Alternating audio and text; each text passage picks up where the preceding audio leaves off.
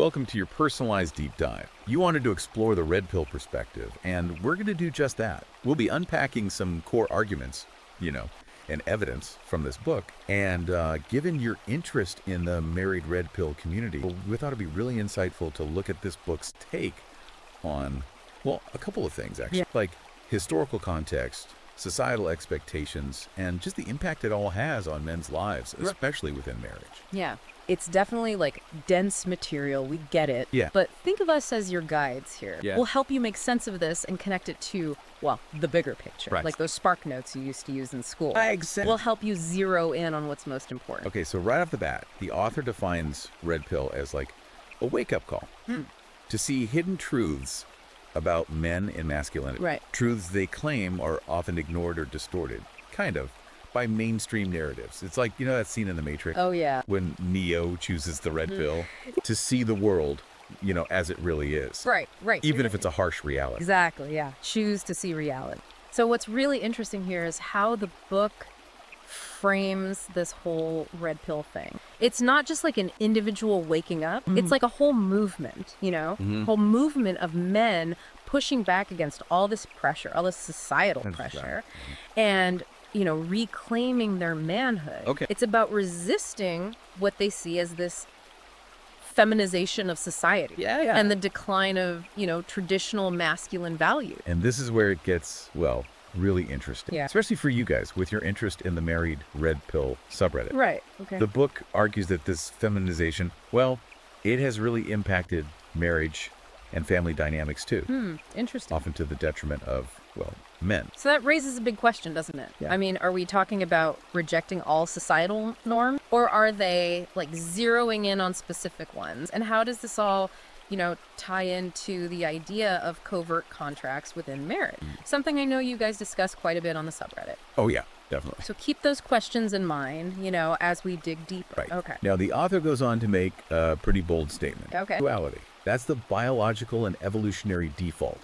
For human, no ifs, ands, or buts about it. Okay, so how do they back that up? Yeah. Well, they have three main points. Okay. First, you've got this biological complementarity. Okay. The idea that, men and women are designed to fit together. Right, yeah. Physically, even in their roles in reproduction. Yeah. Then there's the evolutionary drive for offspring. Yeah. Passing on your genes is, well, that's the goal in evolution. Yeah. Finally, they cite research, from scientists like J. Michael Bailey. Right. He studies the biological basis of sexual orientation. Now, this can be, well, a sensitive topic, especially these days when we're celebrating all kinds of, human sexuality. Right. But the author's basically saying, look, I'm not saying anything against anyone's personal choices. Right. But there's always a but. Right. And here's where it gets tricky. Right. How do we balance this idea of, a statistical norm with accepting and validating all these different sexualities? Right. It gets complex. Yeah. It mixes biology, societal values, and even individual identity. Right. It's a lot. And it's a tension that really runs through the whole book, especially when the author brings up their main argument, the rise of female supremacism. Okay. Now, before anyone freaks out, the book makes it clear it's not about saying women are evil or anything like that. Right. It's more about, well, systems, institutions that the author believes, favor feminine interests Over masculine ones. Yeah. They argue that this creates this power imbalance. Putting men at a disadvantage in all sorts of areas, including, well, you guessed it, marriage. Of course. And they bring up some strong examples to back this up, like family courts. Yeah. They say they favor mothers in custody battles. Then there's affirmative action, which they see as anti-male. And how the media portrays men. Has that? Bumbling idiot, aggressive jerks, that kind of thing. Okay, now this is where your critical thinking comes in. As you hear these examples, think to yourself, are these just isolated incidents? Yeah. Or are they pointing to a larger trend? Right. And, how do these supposed societal biases play out in those covert contracts of marriage? Yeah. Are men starting off at a disadvantage? Something to think about. Yeah, definitely a lot to consider. For sure. Makes you think about, well, your own experience, your own observations. Absolutely. And, speaking of marriage, there's a whole chapter dedicated to what the author calls the myth of female innocence. Oh, okay. It dives into all the ways women can kind of manipulate those covert contracts using, societal expectations and even the legal system. To their advantage. Yeah. This is where it gets super relevant for the married red pill community, don't you think? Absolutely. You know, I've always talked about hypergamy. Right. The idea that women are just naturally drawn to, well, higher status men. Yeah. How that plays out in relationships. Exactly. And the book argues, this isn't just some red pill conspiracy theory. Right. It's like a biological and social reality. They trace it all the way back, to our evolutionary past. Okay. Back when women had to secure, well, the best provider, the best protector. For themselves. For their kids. So they're basically saying hypergamy is like hardwired. Yeah. Hardwired into women's DNA. Pretty much. That's, that's got to be a controversial claim. It is. And the book, well, it doesn't shy away from controversy. No, it doesn't. It argues this innate drive, this hypergamy, it can show up in different ways within marriage. Subtle, emotional manipulation, or even, well, infidelity. Okay, so this all ties back into that whole red pill idea of, well, men needing to be aware. Aware of the dynamic, Yeah. standing the game, so to speak. So they don't get played. Exactly. Right. The book makes a point of saying this isn't about, like, demonizing women. Yeah. It's not about painting them as, the villain. It's about understanding Yeah, understanding the forces at play both biological and society. Yeah, so they can navigate those relationships with their eyes open. Eyes wide open.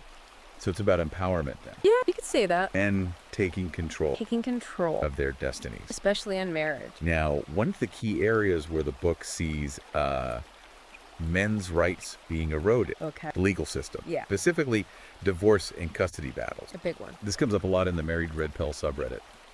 Yeah, I can see that. There's this sense that, well, the courts are biased Right. against fathers, Right. that mothers are almost automatically given, preferential treatment. And the book, well, it echoes that sentiment. They argue that family courts, they just work under this assumption that mothers are the better caregivers. Automatically better. Right. Even Yeah. when there's, like, no evidence to back that up. And those consequences, Yeah, they can be rough. they could be devastating for fathers. Losing custody, huge child support payments, even their reputation tarnished. It's tough to hear these stories. It is, yeah. It definitely fuels that anger and frustration Right. within the red pill community. Yeah. The book, well, it doesn't really offer easy solutions, Yeah. but it encourages men to, know their rights. Be aware. Yeah, fight those false accusations, advocate for a more balanced approach. The family law.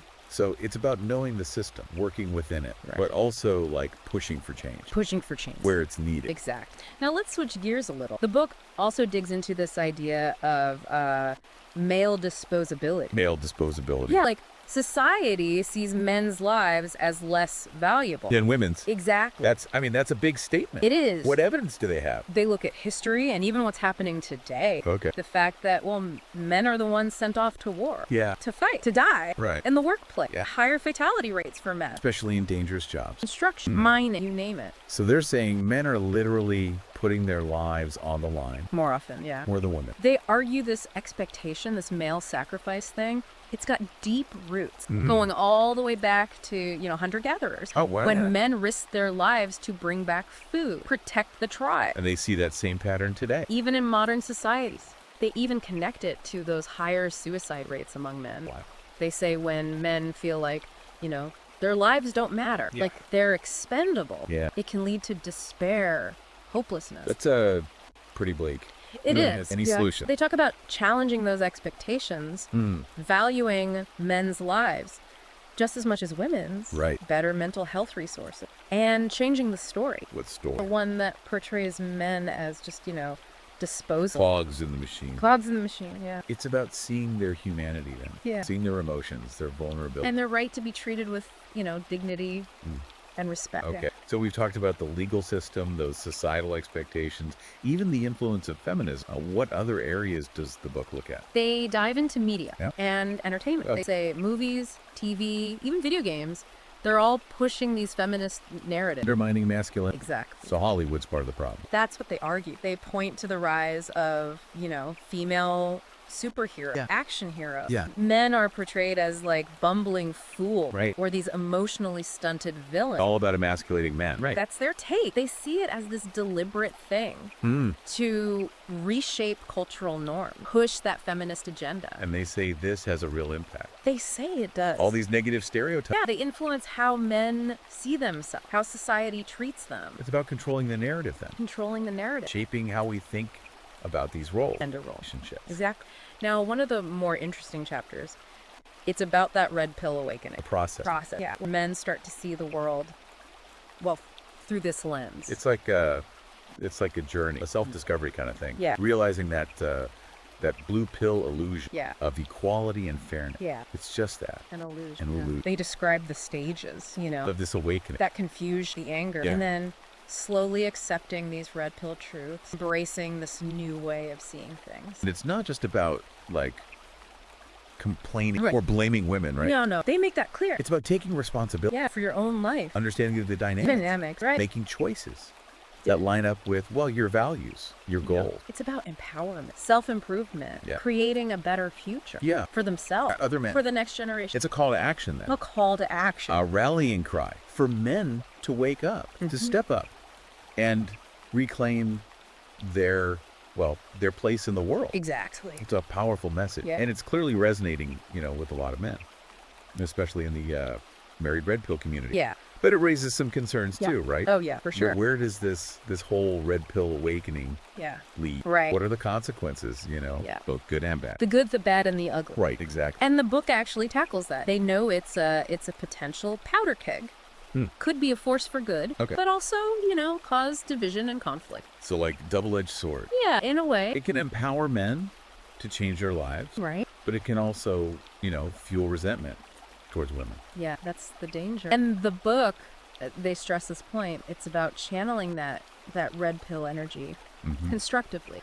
Focus on self-improvement, Okay. build strong communities, and advocate for men's rights, but in a way that benefits, everyone. So it's about balance then. Balance, yeah. Fighting for that equality, but without, all the hate, the blame. Exactly. And they offer some advice, practical stuff for men who are, on this journey, building those male friendships, finding mentors, having a clear purpose. Direction in life. Yeah. Creating a positive space Yeah. where men can connect, Support each other. share their experience, And work towards a better future. a better future for everyone. And one thing that keeps coming up in the book is this whole idea of, taking responsibility Oh, yeah. That's huge. for your own life. Right. Owning it. Recognizing that you have the power to make choices. To choose. Yeah. Change your Choose circumstances. the life you want. Even when it feels like the world's against you. Because It's not about playing the victim. No. It's about being proactive. Taking control Yeah. of your destiny. And that goes for everything. Absolutely. Every ships, Your own personal, development. the whole package. The book really encourages men to, take charge of their finances, their health, their emotions, even their role in society. So it's like a whole new way of looking at masculinity. It is. Emphasizing strength, but also action. Inner strength, outward action. Yeah. Now, as we wrap up our deep dive into this red pill world, it's important to remember this is just one perspective. It is. One way of seeing things. Yeah. It's definitely thought-provoking. For sure. And it's hitting home for a lot of guys. Yeah. But it's not the only perspective. And it's not perfect. Not at all. It's got its flaws, its limitations. The big takeaway, I think, is, think for yourself. Critical thinking. Yeah. Don't just, swallow everything you read whole. Right. Question things. Challenge those assumptions. And form your own opinion. Formed opinion. Formed opinion. And that's what we've tried to do here, right? the goal. Give you the info, the insight Yeah. to make up your own mind. So if you're, intrigued by this red pill thing, Yeah. if it made you question some stuff, Your own experience. your own experience, go deeper. Explore it. Explore it. The full book's out there. Amazon Kindle. Google Playbook. Dive in. See what clicks for you. Keep the conversation going. Knowledge is power. And in this crazy world, that power is more important than ever. Couldn't agree more. Thanks for joining us. Yeah. Thanks for listening. Until next time, keep those minds open and keep those questions coming. We'll see you next time.